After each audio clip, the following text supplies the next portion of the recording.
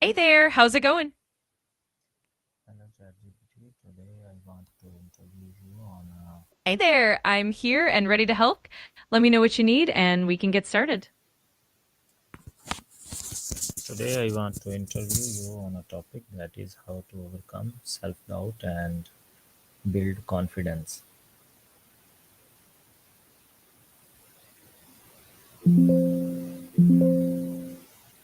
That's a fantastic topic. Overcoming self doubt and building confidence is something a lot of people can relate to. We can chat about strategies like positive self talk, setting small, achievable goals, and even embracing failures as learning opportunities. Let me know what specific angle you're interested in. Okay, my first question is, what are the most common root causes of self-doubt? That's a great question. Some of the most common root causes of self doubt include things like past negative experiences, maybe failures or criticism from others, unrealistic expectations we set for ourselves, and sometimes even comparing ourselves to others.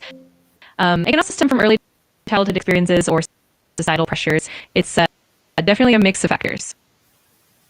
How can someone identify whether their self-doubt is internal or influenced by external factors? That's a really insightful question. One way to tell is by reflecting on the source of those doubts. If you notice that your self doubt comes up after specific feedback from others or comparisons with people around you, it might be more externally influenced. On the other hand, if the doubts are more like persistent negative self talk or they're rooted in your own internal standards, then it's likely more internal. Journaling or talking with a trusted friend or therapist can help you tease those apart as well. What daily habits can help someone gradually build confidence? Oh, there are quite a few great habits. For instance, practicing positive affirmations each morning can help rewire your mindset. Setting small, achievable goals and celebrating those wins can build momentum. Also, regular self reflection, like journaling about your progress, can reinforce your growth. And of course, surrounding yourself with supportive people who uplift you makes a huge difference. How does negative self-talk impact self-esteem and how can it be changed?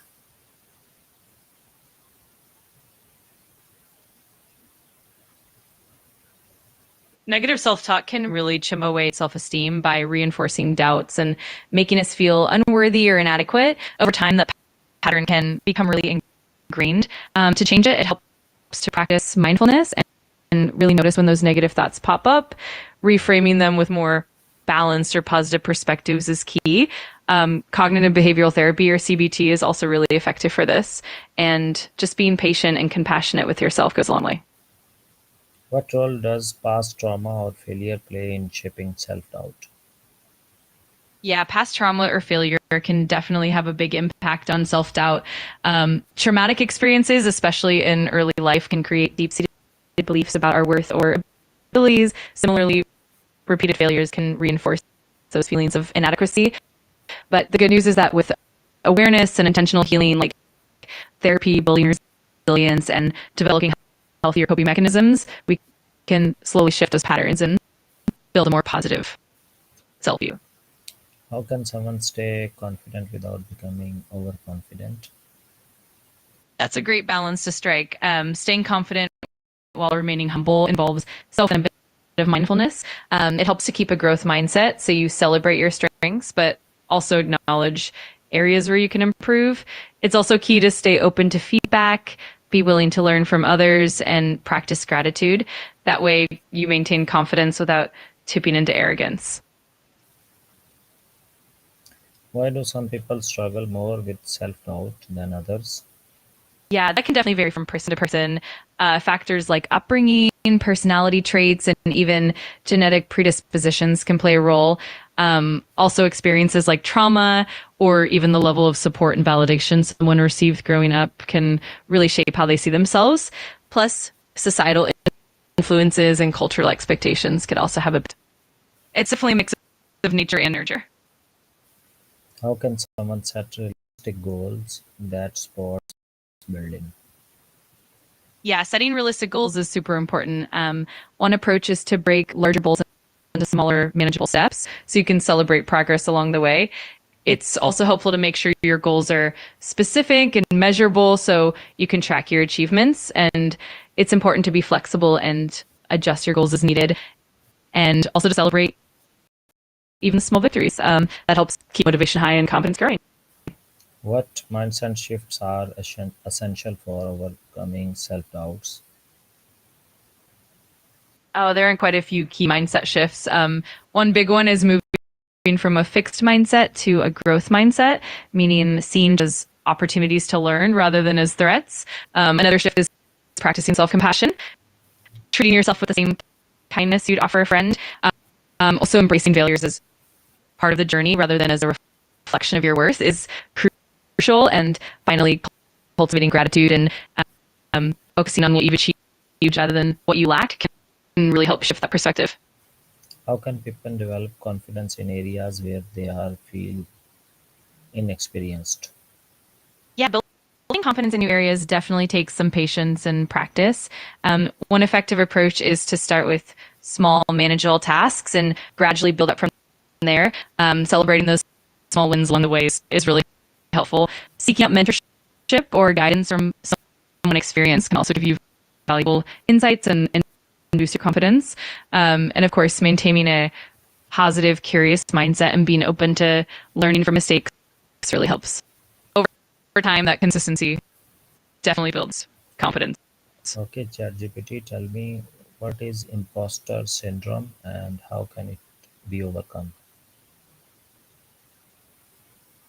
Absolutely. Imposter syndrome is that feeling where you doubt your accomplishments and fear being exposed as a fraud, even though you're actually competent and capable. It's pretty common, especially among high achievers. Overcoming it often involves recognizing and challenging those negative thoughts, practicing self compassion and in your successes. It also helps to seek support from mentors or peers and to keep reminding yourself that perfection isn't the goal. It's really about progress and growth. What role do social environments play in self-esteem? Oh, social environments play a huge role. The people we interact with, whether family, friends, colleagues, or even the broader community, can really shape how we see ourselves. Positive, supportive environments tend to boost self esteem, encouraging growth and confidence. On the other hand, negative or toxic environments can contribute to self doubt and lower self worth. That's why surrounding yourself with uplifting, encouraging people, and seeking out environments that foster positivity is so important for building and maintaining self esteem. How can physical habits like postures or body language affect confidence levels? Oh, they have a pretty powerful impact. For example, adopting an open, upright posture can actually help you feel more confident and even influence how others perceive you. Things like making eye contact, using purposeful gestures, and even smiling can boost your own mood and confidence. Plus, these physical habits can create a positive feedback loop where feeling more confident physically actually helps reinforce that mental confidence. It's pretty fascinating how interconnected it all is. What is the relationship between competence and confidence? Yeah, they definitely go hand in hand. Competence or actually being skilled or capable in a certain area often leads to confidence because when you know you can do something well, you naturally feel more assured. On the flip side, confidence can also help boost competence because when you believe in yourself, you're more likely to take on challenges, learn, and improve. It's kind of a positive cycle where increasing one can reinforce the other.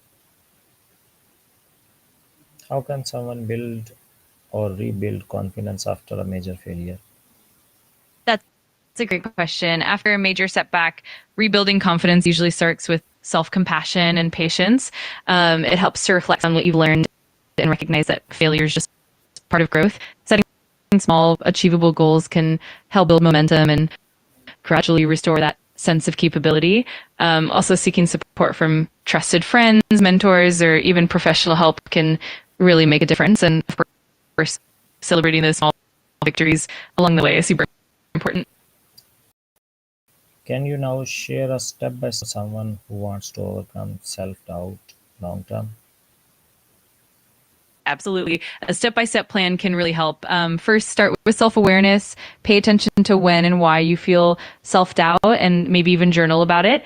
Then challenge those negative thoughts by questioning their validity and replacing them with more balanced, positive perspectives. Next, set small, achievable goals and celebrate each success to build momentum. Also, surround yourself with supportive people who uplift you and can provide positive feedback. And don't forget to practice self-care and mindfulness to keep stress in check. Over time, with consistency and patience, you'll definitely see growth. Thank you for your help, ChatGPT. Bye bye. You're very welcome. I'm glad I could help. If you ever need anything else, just let me know. Take care and bye for now.